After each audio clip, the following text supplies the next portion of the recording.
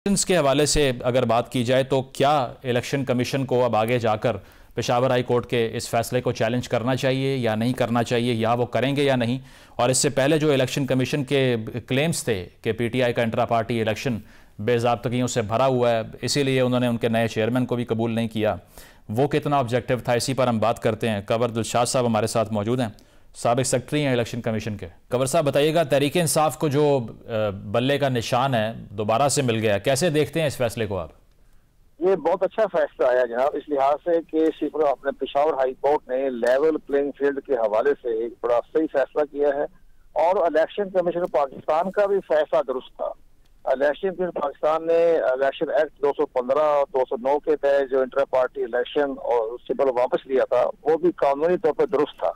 अब ये कहना कि भाई वो बाकी सिर्फ अपना पेशावर हाई कोर्ट ने जो फैसला किया वो उनकी दानिश में वो भी फैसला दुरुस्त है, लेकिन इस लिहाज से कि इलेक्शन कमीशन पाकिस्तान ने तो बाकायदा नजर सानी की दरख्वास्त भी पेश की थी पेशावर हाई कोर्ट में, और नजर सानी की दरख्वास्त जो थी वो इलेक्शन कमीशन पाकिस्तान के हक में आ गई थी। तो अब इसके बाद डिवीजन बेंच ने फैसला कर दिया है, तो अब इलेक्शन कमीशन पाकिस्तान ने तो अपने सारी कानूनी जिम्मेदारी दोनों तरफ से पूरी कर ली। हाई कोर्ट में भी नजर सानी दरख्वास्त भेजी और अपना फैसला भी किया, लेकिन हमारी नजर में तो फैसला इलेक्शन कमीशन पाकिस्तान का दुरुस्त था। लेकिन अब चूंकि पेशावर हाई कोर्ट का फैसला आ गया है, तो फिर इलेक्शन पाकिस्तान को इस पर अपने आईनी इदारे के तौर पर मजीद फर्दर अपील करने के से गुरेज करना चाहिए, सुप्रीम कोर्ट पाकिस्तान में जाने से भी गुरेज करना चाहिए, और जो फैसला पेशावर हाई कोर्ट ने किया उसके मुताबिक उनको निशान अलॉट करना पड़ेगा। वो तो ऑर्डर हो गए हैं, तो लेकिन किसी जगह अपील करने से गुरेज करना चाहिए। अगर किसी को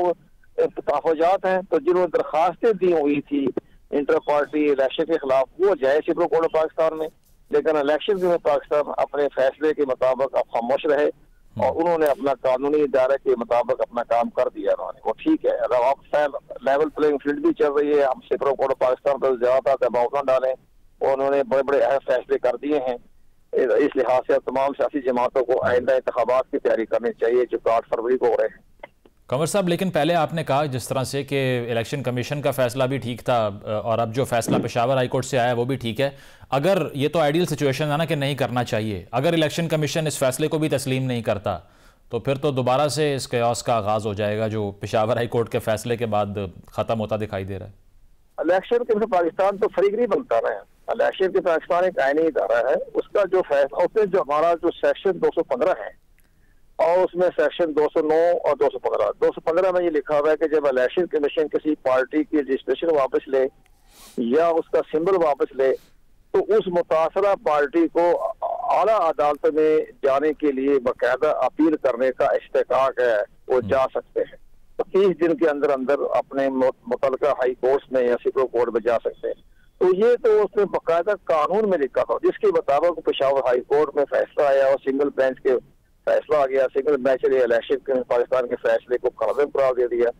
इलेक्शन कमीशन ने उस पर अपनी कानूनी जिम्मेदारी पूरी करते हुए नजर सानी की दरखास्त पेश कर दी, और दुरुस्त इसलिए पेश की थी कि सिंगल बेंच ने इलेक्शन कमीशन पाकिस्तान को सुनने का मौका ही नहीं दिया, उनको नोटिस ही नहीं दिया, उनको बुलाया ही नहीं, उनके वकील को नहीं बुलाया। उस पर इलेक्शन कमीशन पाकिस्तान का ये कानूनी इस्तेकाल था, उस पर नजर सानी की दरखास्त है।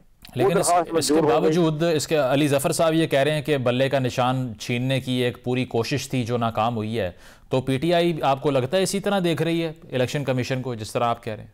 देखिए जी, वो सईद अली जफर साहब मुमताज आईनी माहिरीन भी है, सेनेटर भी हैं, और हमारे उस्ताद मोहतरम मैसर जफर के साहबजादे हैं। तो इस लिहाज से हमें उनकी राय इसीलिए राय नहीं देते, वो सियासतदान है। तो सियासतदान को तो अपने पार्टी के मफादात का भी ख्याल रखना होता है, अपने अवामी वोटर्स है उनको भी तरगीब देनी होती है, उनको भी करंट लगाना होता है, उनकी बातें पर ना जाए। हम तो अपने कानून पे बात करें, जैसे आप बड़ा सही सवाल कर रहे हैं, बिल्कुल आईन और कानून की रोशनी में आप मुझसे सवाल जवाब कर रहे हैं, ये बिल्कुल दुरुस्त है। इस लिहाज से मैं ये कह रहा हूँ कि ये फैसला इलेक्शन कमीशन को बेजाती रहे है, लेकिन इलेक्शन कमीशन पाकिस्तान अगर जाना चाहे तो सुप्रीम कोर्ट पाकिस्तान चला जाए। लेकिन हम जो फेडरल सेक्रेटरी रहा मैं 7-8 साल, उसके अरसे में जितने भी फैसले इलेक्शन कमीशन पाकिस्तान के खिलाफ आए, इलेक्शन कमीशन पाकिस्तान किसी कोर्ट में नहीं किया। तो ठीक है, अपने फैसला कर दिया, अब उनका राइट है। अब जो हाई कोर्ट ने कहा, सुप्रीम कोर्ट ने कहा, उस पर हम अमल दरामद कराएंगे। अपील कभी नहीं की।